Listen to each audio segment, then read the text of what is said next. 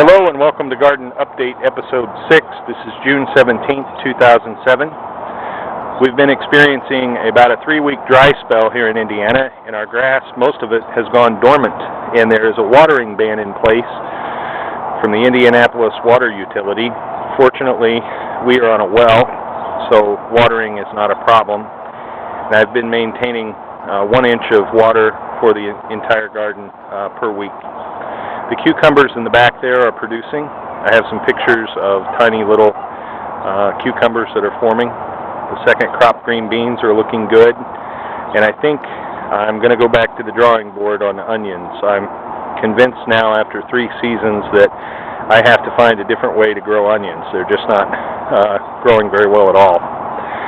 The corn has begun to tassel.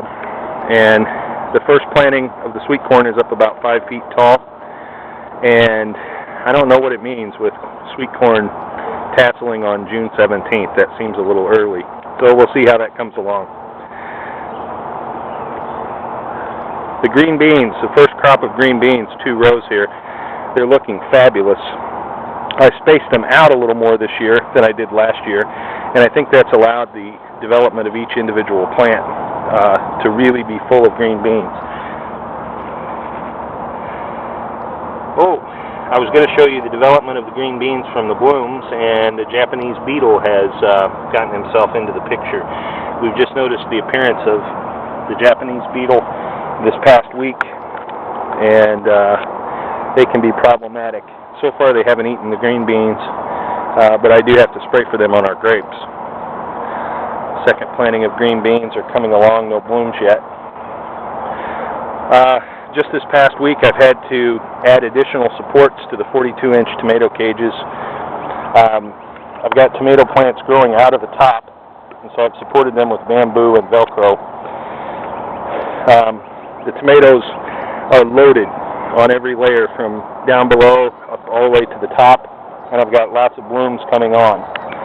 I think my regimen of 4-10-6 fertilizer has done wonders for the fruit production in the tomatoes this year.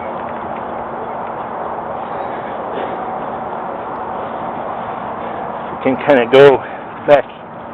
The Roma tomatoes are just loaded, and we've been looking up recipes for spaghetti sauce.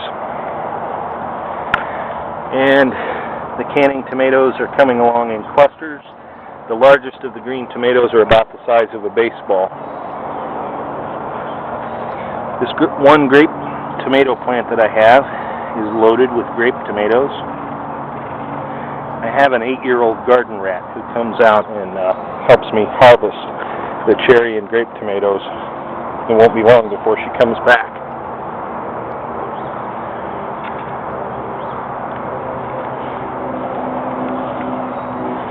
The cilantro plant has gotten a lot bigger, and I keep pinching the coriander flowers back in hopes that I'll have plenty of fresh cilantro ready for salsa canning.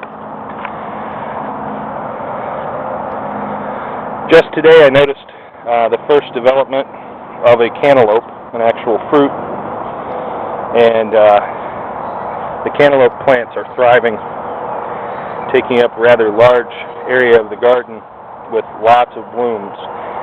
It's difficult to believe that that was a little 3-inch plant that I bought back in May.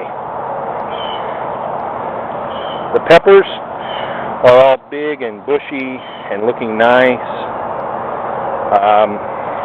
I've decided to let the very first green bell pepper go ahead and become ripe and turn red. And I've noticed some other green peppers developing on those plants.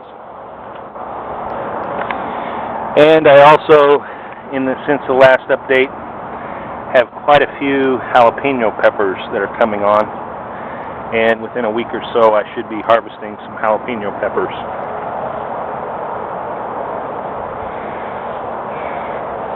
This is perhaps one of the things that I'm most proud about in the garden, and that is the yellow squash. And there are 3 yellow squash plants back in there, and they are just loaded with fruit. And keeping my fingers crossed, I so far have avoided the moth that bores into the stem of the plant and kills it. and it looks like I've got a few yellow squash there that are ready for harvesting. Sunflowers are almost at eye level now. Got some beefy stalks on these things. Next year, I've learned my lesson. I'm going to plant the sunflowers a little farther apart. I think I got them too close, and they're competing for sunlight.